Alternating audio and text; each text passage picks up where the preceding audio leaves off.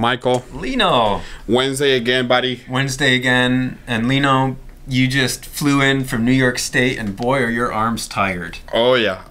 Sadly enough, we one of our students here at St. Michael's College, his dad passed away, and the funeral was in a town in New York that I'm not going to pronounce because I know I'm going to mess it up, and I don't want people to get mad at me. But it's about 2 hours and a half away from here. And it's one of weird things, Michael. It was cool because it was in the 50s, but the sun was shining. Oh, so it got hot. The car gets hot. You open the window, and then you get frozen, and just you can't win. You can't win. So, but it was really interesting driving down there. And it was, and we don't need to belabor that point, but. Lino's a little tired. I've had a busy day, but we're both here. Lino did a good ministerial, pastoral thing by being present to this family, so we're certainly thankful for that. Yeah. And we are here live on Wednesday. On Wednesday, 4:30. 4:30.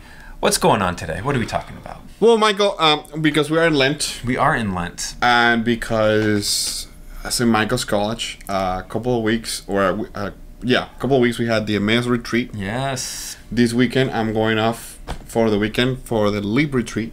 And then in a couple of weeks... we have a women's spirituality retreat. Right. And then 2 more weeks after that I'm doing a vocational retreat. Okay. So this semester has been packed with retreats. What's going on with and retreats? Because it's Lent and retreat is a good spiritual practice. Sure. And prayer and spiritual practice is part of Lent.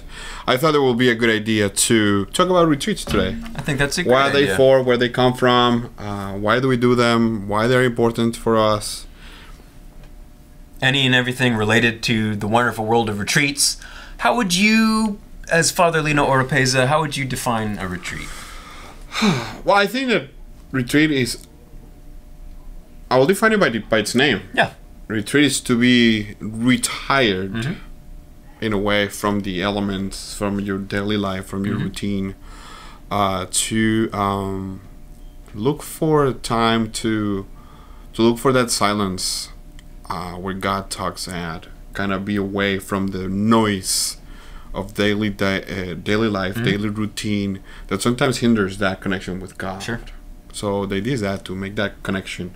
Could be in many ways, but I think that's one of the aspects of the retreat. Absolutely. I think that's a big piece of it, is stepping outside of your day-to-day life for a spiritual purpose. So we'll go into some of maybe the specific retreats that we're talking about here, but more generally speaking, I'll use our community, the Society St. Edmund, as a model, because one of the things that we as Edmundites do is every year we go on a community retreat.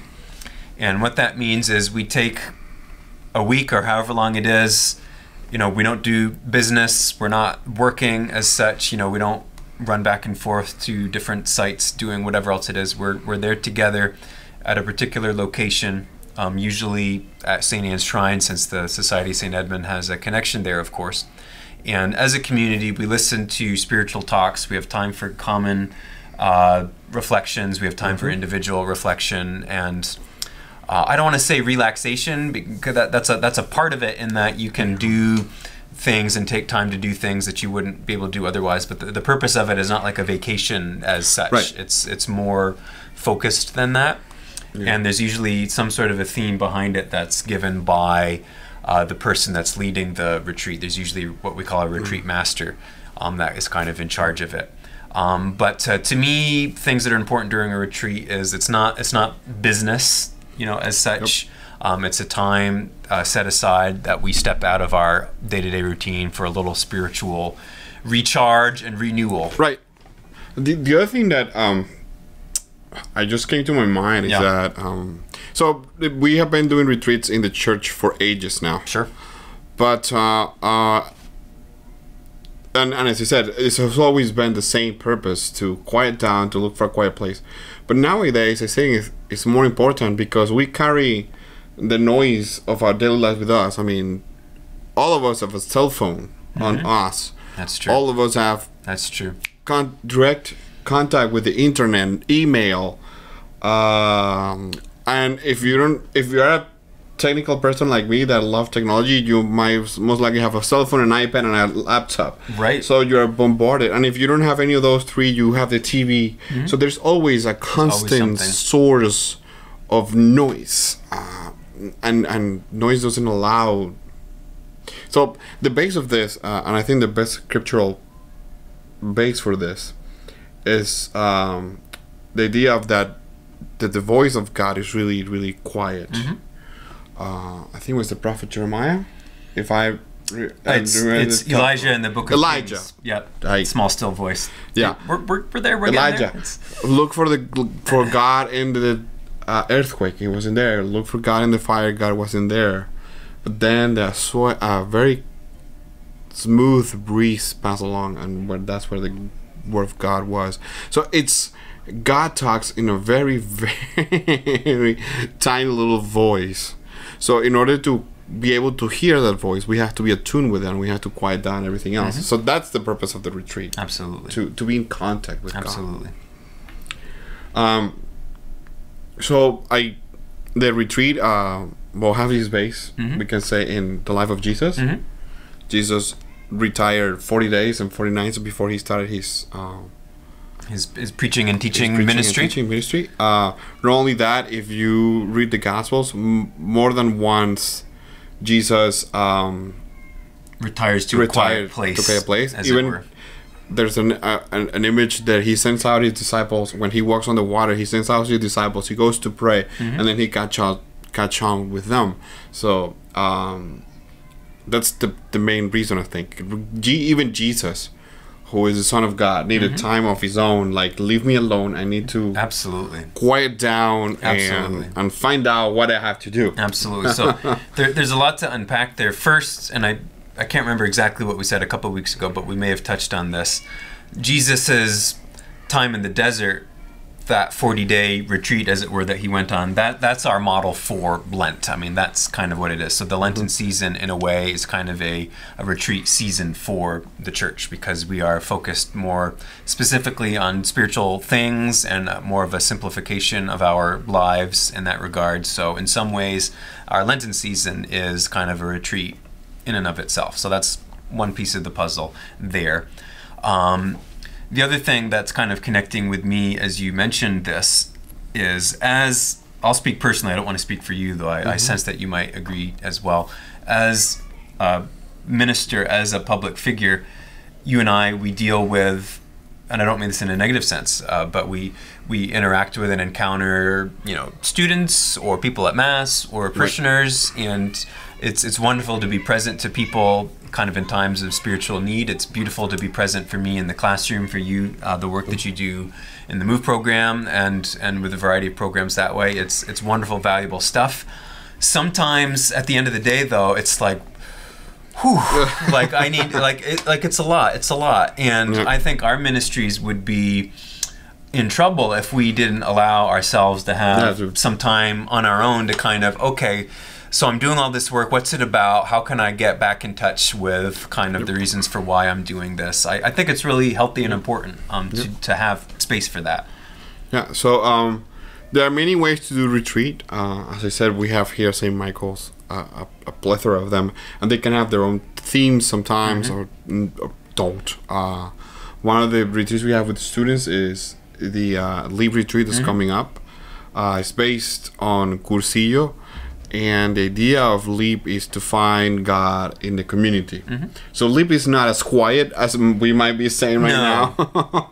But it has a similar purpose in the sense it's space where people kind of separate themselves from their day-to-day life in a particular environment to learn more about themselves, about living in community, and hopefully about how spirituality works into that as well. Right. And I think you and I are both pretty involved in that in different ways. You're actually going on the retreat and giving a presentation, so you're there in a direct way.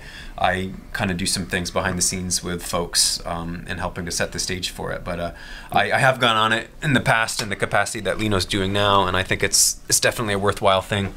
People that are involved, if you're passionate about it. Yeah, and we're very sorry we cannot say a little bit more, but there's certain things that are specific to the retreat itself. The retreat. But if it's curious and you're a student No. and you're listening or watching, Just come and chat with us or talk to somebody and we'll make it work. But we can't go into great detail about it. Yeah, because there are things that happen in the retreat that are keeping secret.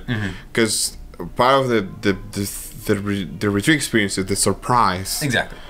So Good surprises. But good surprises, but the idea is that those stays. I mean, when you go to retreat, it's a surprise. Yeah, absolutely.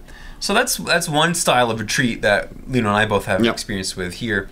Do you want to say something about some of the other ones, like the other retreat we had a couple of weeks ago was the Emmaus Retreat. You weren't there for that. Is that I wasn't there. Okay, No, neither I did was it in Emmaus when I was a student here. I did it long I did years it as a staff person last year. Well, if you go for it, because I don't remember much. Oh, I mean, I guess what I'll say about it is it's very much a scripturally based retreat. So you have opportunities for listening to talks, sure, but it's more so than Leap focused on studying some scriptural passages, praying with scriptural passages. There's much more time for quiet reflection than there would be on we'll just use this as an example again, the Leap Retreat or other things. And these are retreats that last over the course of like a weekend, so they're not these drawn out affairs necessarily, but for students in particular, I think it's important to have opportunity for a little bit of space that way. So like this to reconnect with Jesus and Jesus' story. Absolutely. The third, the other retreat I know that they are preparing here. Michael and I were not that involved with that, but I've heard really good things. It's because it's a women's spirituality, and obvious Michael and I, we're not women, so but I do know that what they are preparing is the retreat is going to be centered around women in the Bible and how they were chosen by God and how they brought that the grace of God to other people. So the idea is to find out the women that are going to be in this retreat, how to connect with these women in the Bible, first of all, and second of all, how to find the same way that the women in the Bible were chosen by God and had something to do, a vocation, how to find their vocation in the church as women, which I think is a beautiful thing to do. I think it is too, and I think it's nice. I can't speak from a woman's perspective, obviously, and I won't claim to be able to, but I think it's beneficial and valuable for women to have space to share with each other as women, and able to kind of speak and relate on that level with one another. I think it's a nice opportunity, and certainly know that students are excited about it. Anna Lester, who's one of the directors of campus ministry here, has done a lot of work in bringing it together, and I think it's a good new opportunity for folks on campus. Yeah. And the last option we have this semester, I think it's mid-April. It's a retreat that I'm putting together about vocations, although I'm not going to call it vocational retreat because I know that scares people. I'm frightened. Well, not scare people in that sense, but what I'm trying to say is that usually in church gatherings, when we use the word vocation, people tend to go directly to vocation, to the priesthood. Sometimes if they know religious orders like we, the Emmundites, they might even think that like Edmundites, but they don't see vocation beyond that. So my point is, and I'm trying to figure out what name to put the retreat, but the idea is that each one of us, no matter what you do, no matter what your life looks like, you have a vocation. So called to do something. God is calling you to do something, and that something is to bring love to the world. How that shows up, that's a conversation that you have to figure out with God. So it's you and God, and it happens in your conscience that figure out who or how that vocation looks like. So the idea of the retreat, or what I'm planning to do, is give that some lights on how start the conversation with God, how to lead that conversation with God, and how to find out, or how to through the experiences in your life figure out what God is calling you to do. Because as I said, the calling is completely different to each one of us. I mean, the calling is one, to bring love to the world and to imitate Jesus Christ. But that manifests in different ways. And even for you and me, that we are Emmandites, we're both priests. Right.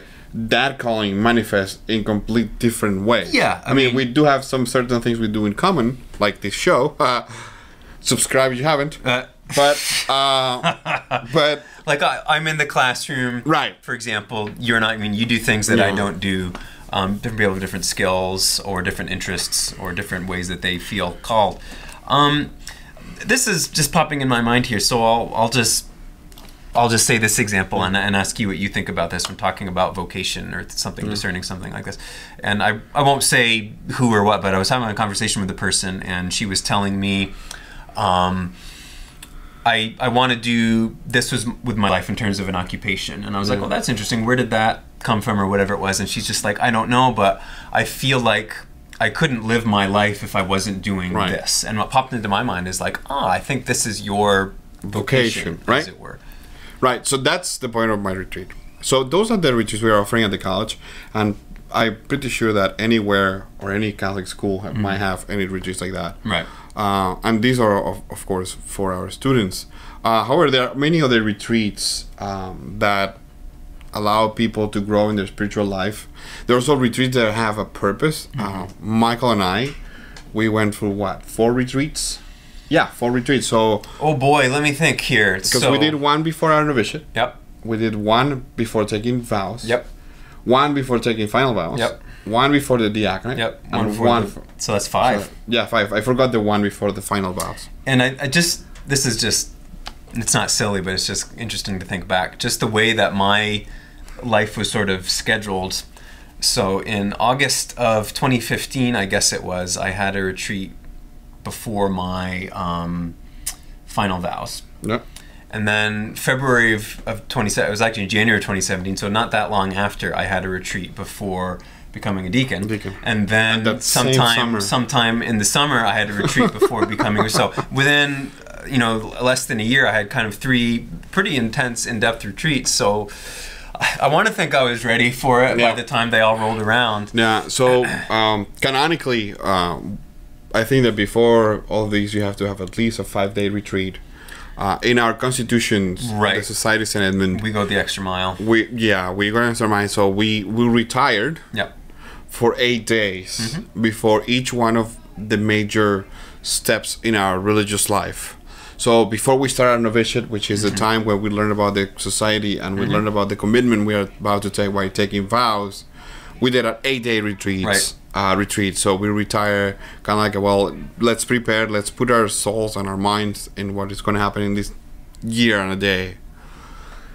Before that ends, we have another 8-day retreat to take vows. So kind of like, okay, we have done all these for this year and a day. Am I ready to take on this experience? And then we take vows for 3 years. After those 3 years, well, we have to ask the question, am I ready for final vows or not? And then we go another 8-day retreat. And then again for the diaconate and the priesthood. So the retreat not only can be like, okay, let's see what God is telling me. It's like kind of like looking for that I don't know, like affirmation. Like, yes, this is what you're supposed to do now. And I think during the course of a retreat like that, if things are popping up in your mind saying, boy, I don't know how I feel about this isn't something that I'm enjoying, I don't know. I mean, I think that's maybe God telling you something too. I mean, there's nothing in life that says you have to be this or you have to do that. So if in the course of a retreat you discover, well, wait a minute, I'm not feeling about whatever it is the way that I thought I did. That could be discernment working there. I don't know. Although I appreciate the fact of having the 8 days. I don't know for you. For me, it took me, every time I did long retreats like this, it takes me a couple of days to actually quiet down. Yeah, I'll be very honest with you, and this is, a mea culpa. I'm not saying that this is a good thing, but for me, since my life is so busy and there's so much going on and I always feel like I have to be on top of 1,000 different things, I've actually found it difficult to go on retreat sometimes because it's hard, as you say, to kind of slow. I'm always kind of like antsy and thinking, oh, what's happening outside, what do I need to do, and blah blah blah. I'm not proud of that. I'm not saying that's good, but that's... No, but it happens. It takes a couple of days to slow down, to quiet down. I remember when I did one of my retreats. I don't remember which one. The first day I just slept because I was doing so much stuff. Sure, just that when I had the chance, when everything is slowed down, my body just shut down. So the first day I just slept, and then after day 2, okay, everything quieted down. Kind of got used to that, not having a cell phone, not having the computer, not having the internet, not having anything to distract you, just your Bible and your liturgy of the hours, and whatever material the spiritual director was giving me. It was like, oh my goodness, I have so much time. I don't have to rush. I don't have to do. So it's great to give that, as I said, that quietness and slow down and kind of find that that presence of God that is there every day, but sometimes we don't hear, we don't are attentive to it because we live in a rush. We do, unfortunately. We do. And there's also other experiences. I don't know if you have done something like this, Michael, but when I was in the university back in Venezuela, I actually did a quiet retreat for a week. Oh, I mean, where you don't speak at all? Yeah. During a Holy Week. I haven't done that during Holy Week. When my diaconate retreat, the location that it was at, it was with other individuals who were undergoing the spiritual exercises, which is quiet. So for me, that whole time it was also quiet too. So I've done it there. Yeah, this time that I did too, it was a Jesuit to put it together. It was not the 30 days of the exercises, but it was a selection kind of, and we did it for a week, and that's one of the toughest thing I ever done in my life. It is hard. It's hard. And when I got home and I talked to my mom like 2 hours, and she said, "What happened to you in that retreat?" I said, "I couldn't talk for a week." Sure. And this is bad of me to even say, but one of our colleagues who's influenced by Jesuit spirituality underwent the spiritual exercises, which is 30 days of silence, and sometimes it's hard for me to imagine that this person was quiet for that 30 long. days. You're right. I'll let the audience leave it up to their imagination who we're talking about. But the good one of the things I like about the exercises is the name that actual Saint Ignatius gave to it, because I love that idea of exercise.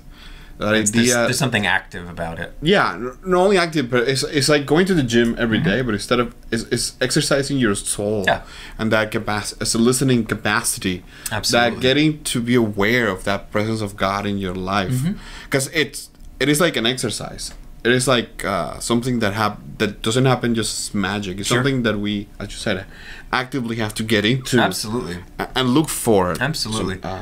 And what Lino and I are referring to, the spiritual exercises, that's a form of a long-form retreat, spiritual devotion that was sort of put into place by St. Ignatius Loyola, who is the founder of the Society of Jesus, the Jesuits. And some people may know this, but he's the patron saint of retreats in a broad sense. And I think it's nice that there's a statue of him now at St. Anne's Shrine, where a lot of the student retreats take place. I didn't know that. Yeah, you know, the grottos where they have individual little places. Oh, The newest one is one of Ignatius that was put up a year or two ago. Nice. I think that's what it is. And then I had the experience in Selma, Alabama, and in the Archdiocese of Mobile. Yep. I worked there for a year and a half. There are also retreats that are based on the parish life. Sure.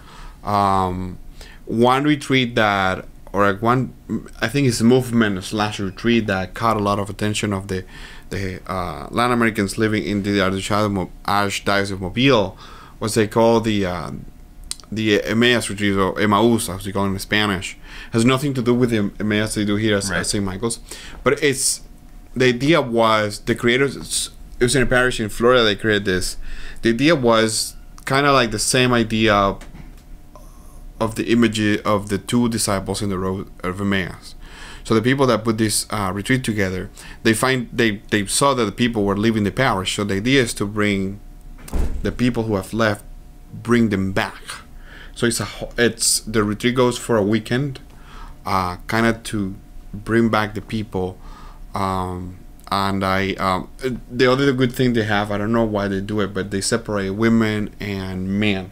So the women have the retreat on one side, and the men have the retreat on one side. So I had the experience of that retreat. And actually, one funny thing is that, so because people react in a different way when I'm in front of a priest, then they don't behave the same. Sure. And I don't know if you experienced that. Many times. Especially Latin Americans. So in Latin America, the priest is almost like a super being. Some places, not all the places, but most places. Or at least in the way that people react to him culturally. To allow myself to have the experience, and to allow the other men that were with me and living their experience, we didn't tell anyone I was a priest. Right.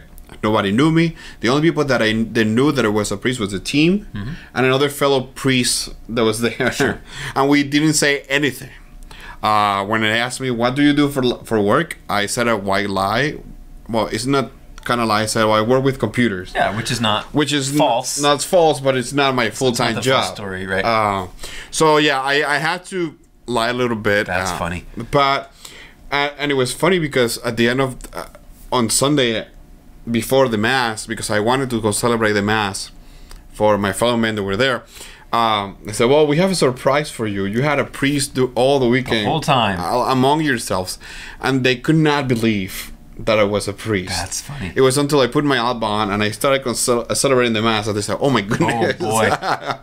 But the idea, stories aside and jokes aside, the idea of that retreat was that to bring people back to the parish. So they did the retreat, and once they had the retreat done, so they do it in some zones, but then the people who did it from gather in their parish, like the people from that parish gather a few times during the year, sometimes monthly, and they coordinate some activities, and they coordinate events, and they do something in the parish. So they keep the parish life alive. They keep going to mass, and they are liable to each other. So there's that. Not only that, they're working together, but also like, hey, we didn't see you in mass last weekend. What happened to you? So they having that camaraderie doesn't allow you to fall away. I mean, you can fall away anyways if you want. Right. But at least if you have that safety that is gonna bring you back whenever you start slipping away. It was a beautiful experience, and Sounds I hope like they keep it. That's great. Yeah, and after I did the experience, because I was in the area of Montgomery. Right. If you know Alabama, Montgomery, which is the capital, it's like 3 hours away from Mobile, which is the seat of the archdiocese. So it's really far away. So in that area of Montgomery, I was the chaplain of this group that did these retreats, and it was a wonderful experience. Very cool. Yeah, I enjoyed it a lot. You know, I think we're coming down to the wire here in terms of our time. So the idea that I wanted to talk about retreat, we wanted to talk about retreats, like, especially in this time of Lent, the idea is to reconnect with God, to deepen that relationship with God. Absolutely. If you have the opportunity to go on a retreat, we certainly we encourage you to do so. If you live around here in Vermont, there's Saint-Benoît du Lac, across in Canada. North of the border, as they say. Beautiful monastery, and they do host people. So if you want to have time by yourself in quiet and silence, and one of the beautiful things, I don't know if I never been there because I have never been able to be there, but I don't know if the monks allow people to go to their liturgy.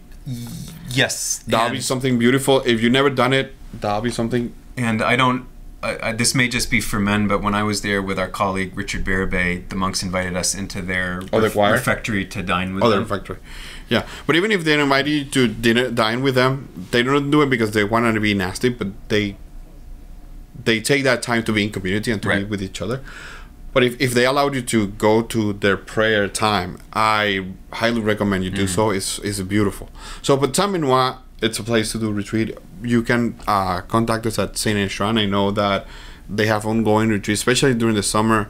They're not directly connected with St. Michael's, and for adults, that maybe people that's not in college. we encourage you to make retreats an experience that you have in life as something that you do regularly to connect you with God and to connect with Jesus Christ. And hey, we do it once a year and we're still here, so it won't kill you. So I think that's all for today, Michael. I think so, yeah. So as I usually say, subscribe if you haven't done so. Like it, dislike it. And if we say something you don't know, write us a comment, or just write a comment just for the fun of it. Keep in touch. There was a comment in one of our videos where I said there were some links to external sites, and there was a person that made a comment saying that they couldn't find the links.